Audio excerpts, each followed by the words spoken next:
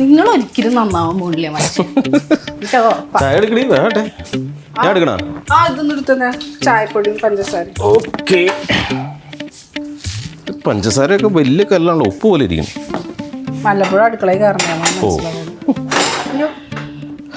അതെ അമ്മേ, അതെന്താ? അത് ചിലപ്പോ അങ്ങനെ ഉണ്ടാവും. അത് ഒന്നോടെ ഇടിക്കും. നിങ്ങൾ ഈ ബുദ്ധിജീവി ചമഞ്ഞിട്ടേ കൊറേ അങ്ങനെ ഇങ്ങനെയൊക്കെ ഫോട്ടോ പോസ്റ്റ് ചെയ്തിട്ട് വാട്സാപ്പിലും ഫേസ്ബുക്കിലും ഇട്ട് ഇവിടെ ആരും വേവില്ല റോയിച്ച. അത് ആദ്യം പറഞ്ഞേക്കാൻ ഞാൻ.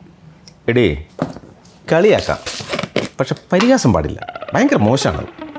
രണ്ടും ഒന്നല്ല.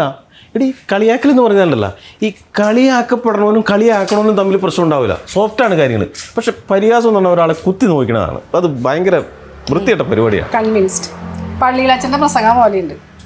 എനിക്ക് പള്ളിയിലച്ഛൻ്റെ പേര് നീ പറഞ്ഞപ്പോൾ എനിക്കൊരു കാര്യം ഓർമ്മ വന്നു. എന്താണെന്നറിയാമോ? ഞാൻ നിന്നോട് ഇതുവരെ പറഞ്ഞിട്ടില്ല. എടി, എൻ്റെ അപ്പനെ എന്നൊരു വികാരിയാക്കണമെന്നായിരുന്നു ആഗ്രഹം. സത്യമായിട്ടും. എന്താ നീ വല്ലതും പറഞ്ഞാ? അല്ല, അത്